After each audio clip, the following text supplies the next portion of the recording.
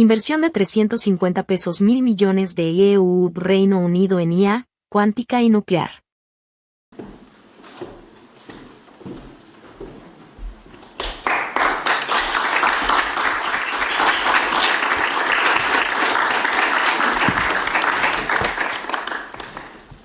Mr. President, it's a pleasure to welcome you to Chequers.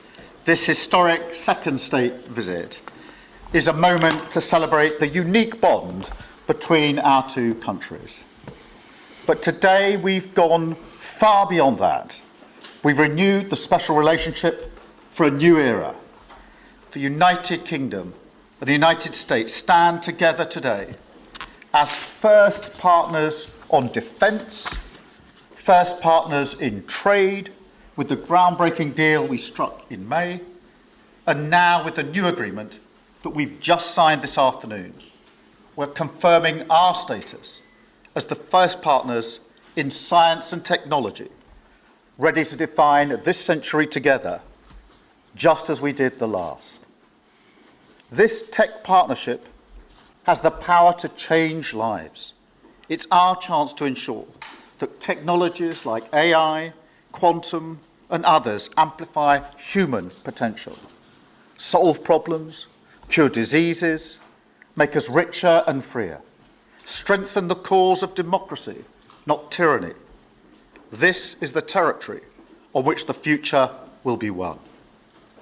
So this partnership today is a signal of our determination to win this race together and to ensure it brings real benefits in jobs, in growth, in lower bills, to put more hard-earned cash in people's pockets at the end of each month. That's what we're determined to deliver. And we're bringing businesses with us. We've just come from a fantastic meeting with business leaders where we set out this vision. They have responded with new deals and investment, breaking every record that we have. £250 billion flowing both ways across the Atlantic. That is a record. Expected to create 15,000 jobs here in the United Kingdom.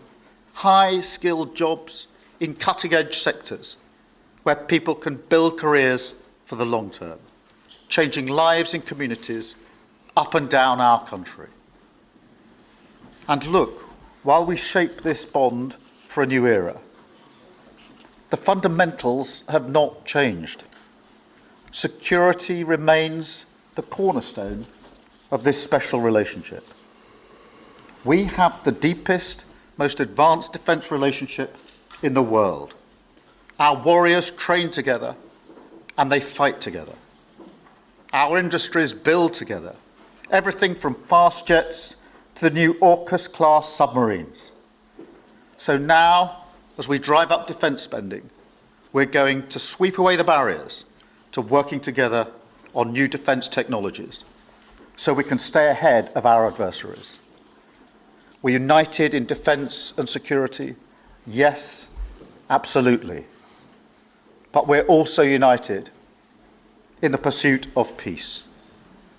We are working together to end the humanitarian catastrophe in the Middle East, get the aid in, free the hostages, and ultimately bring Israel and the region back towards a comprehensive plan which can deliver peace and security for Israelis and Palestinians alike.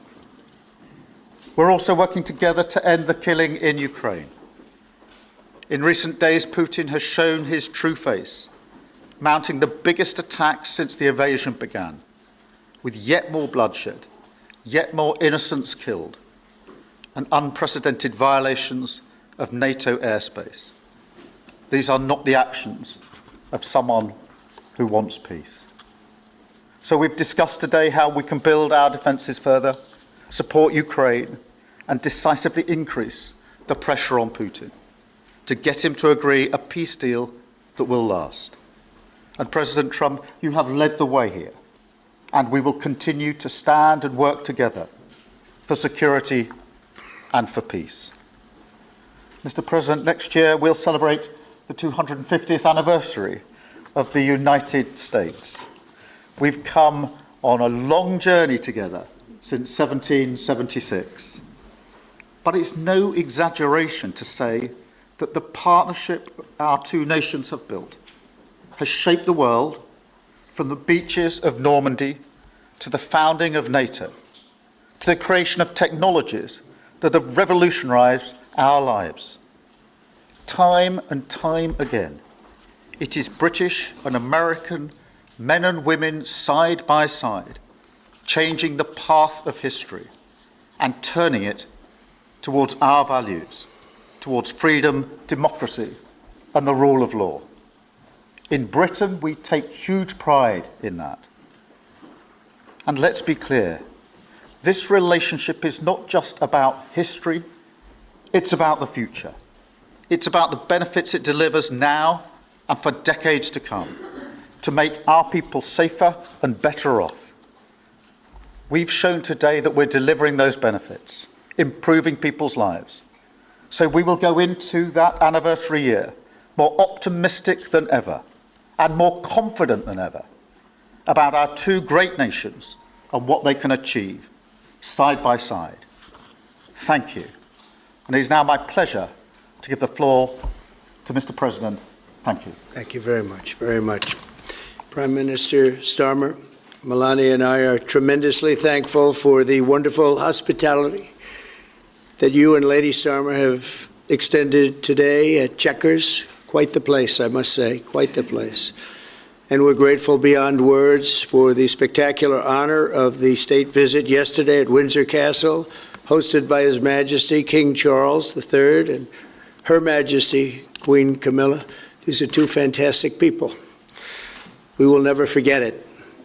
As I said last night, the bond between our countries is like no other anywhere in the world. The United States and the United Kingdom have done more good on this planet than any two nations in human history.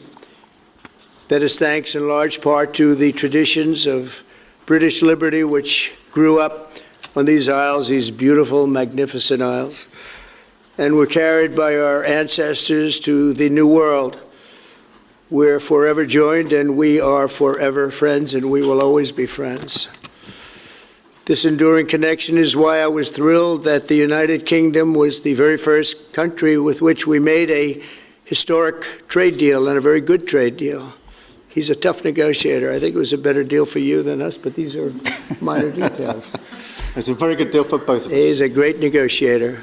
We will extend our unparalleled security alliance into the realm of economic security for the first time, and I look forward to finalizing it very soon. We'll have it done very quickly. We have also just signed a historic technology prosperity deal, one of a kind, to ensure our countries lead the next great technological revolution side by side. In fact, we just left the business leaders, the biggest in the world. Some are in this room right now. And that was quite a meeting we had on business and trade and technology.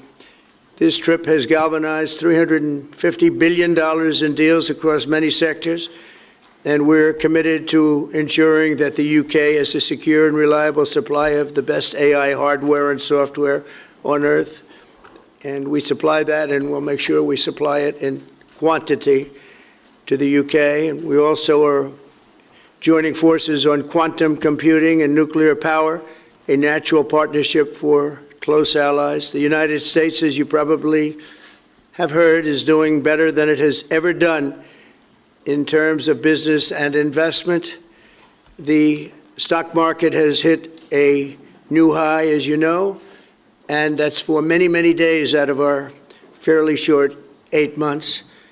And we seem to be hitting new highs, and I think we're going to do much better even as time goes by. Jobs are at a record, and most importantly, we have more than $17 trillion, $17 trillion, and this is during an 8-month period being invested in the country, which is not only a record, but if you compare $17 trillion to the last year of the Biden administration, they did $250 billion. They didn't do $1 trillion for the 4-year period.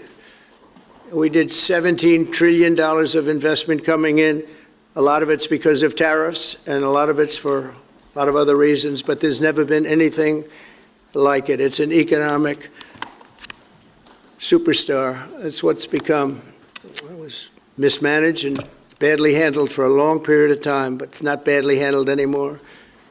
So that's a record, and remember, that's up until 8 months. We have another few months to go, and that number is going to get significantly higher, especially if we win a certain case that we're waiting to hear. That will be something like the world has never seen. I want to congratulate the United Kingdom on making the vital commitment to spend 5% of GDP on defense at the NATO summit this year. We've worked together very closely in so many ways.